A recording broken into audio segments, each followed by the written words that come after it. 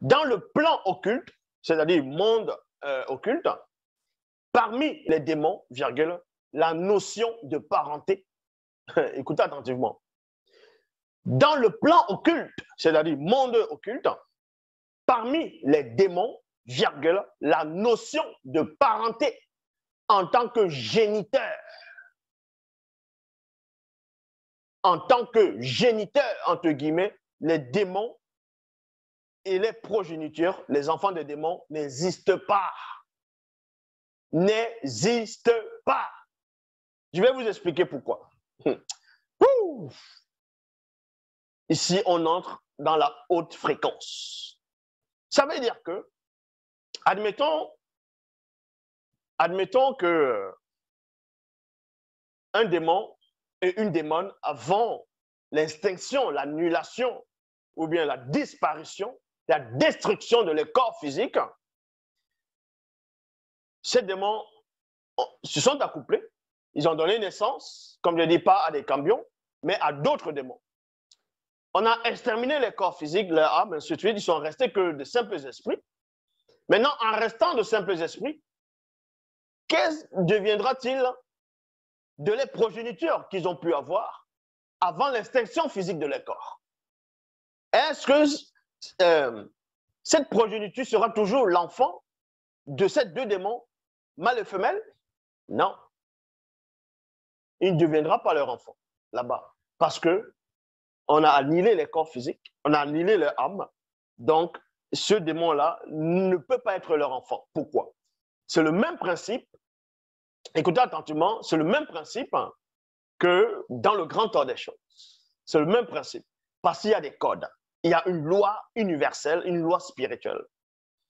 Personne ne peut déroger cela. Personne ne peut s'extirper de cette loi qui veut que, étant sur terre, tu es là, tu as, on va dire sur la terre, tu es là, tu as une femme. Toi qui es homme, tu me regardes, tu as une femme. Et vous êtes sur la terre, vous croyez en Loba. Ou bien tout simplement à ces chrétiens-là, vous croyez en votre Yahvé Adonai Jéhovah Elohim, avec faux Dieu. Et puis vous avez des enfants sur la terre. Maintenant, vous mourrez, vos enfants meurent. De l'autre côté, non seulement vous n'allez plus vous marier de l'autre côté, vous ne serez même plus marié femme. Vos enfants de l'autre côté ne seront pas vos enfants. Ils ne seront pas vos enfants. Est-ce que vous comprenez? C'est ça le mystère dont les gens n'arrivent pas à pénétrer, à sonder. À pénétrer ni à sonder. Ça veut dire que si toi, tu es papa, tu meurs, ton enfant meurt, et que vous entrez dans le monde, on va dire le royaume des cieux, il ne peut pas t'appeler papa ni père, vu qu'il n'est plus ton enfant. Il y a une condition qui change. Vous êtes des frères maintenant, mais sauf que le papa sera l'aîné de l'enfant.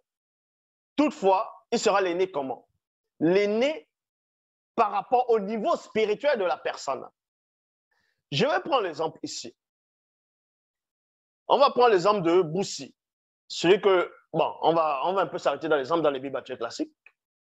Ce que vous appelez Moïse, Moïse, Moussa, Moïse sur la terre, selon les Bibles, selon les Bibles classiques, il est devenu Dieu pour Pharaon.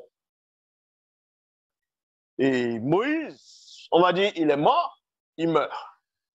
Selon les Bibles classiques, Moïse avait un père, il avait une mère. Nous sommes d'accord. Donc, si Moïse et son père et sa mère, maintenant, vont dans le royaume des cieux, le père de Moïse, la mère de Moïse ne va plus les appeler mon fils. Maintenant, qui sera alors plus grand là-bas? Vu qu'il n'y a plus la notion de parenté, c'est-à-dire en tant que mari, femme et enfant, Moïse sera plus grand qu'eux. Moïse sera leur aîné. Est-ce que vous comprenez? Même si, dans le plan visible, le père de Moïse et la mère de Moïse ont accouché Moïse, dans le plan visible, il doit les respecter. C'est ce qu'on appelle le droit d'aînesse. Mais dans le spirituel, celui qui aura une élévation spirituelle plus élevée que même son père, il y a déjà une différence. C'est-à-dire que dans le spirituel, c'est celui qui est plus élevé, c'est-à-dire qui s'est manifesté spirituellement, qui s'est élevé spirituellement très grand dans la haute fréquence. Il sera l'aîné de celui qui était son aîné dans le plan visible. Ce n'est pas une confusion, c'est ça, même la base de la spiritualité.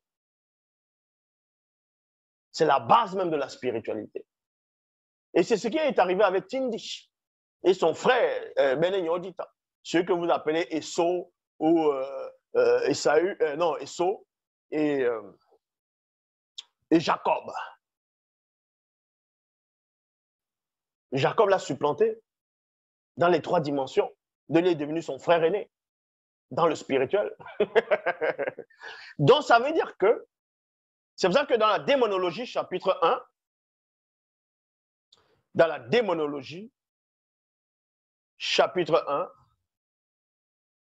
verset 392 plutôt, il est dit, dans le plan occulte, dans le monde occulte, parmi les démons, la notion de parenté, entre parenthèses, en tant que géniteur, les démons, non, géniteurs, et les progénitures, les enfants des démons, n'existent pas.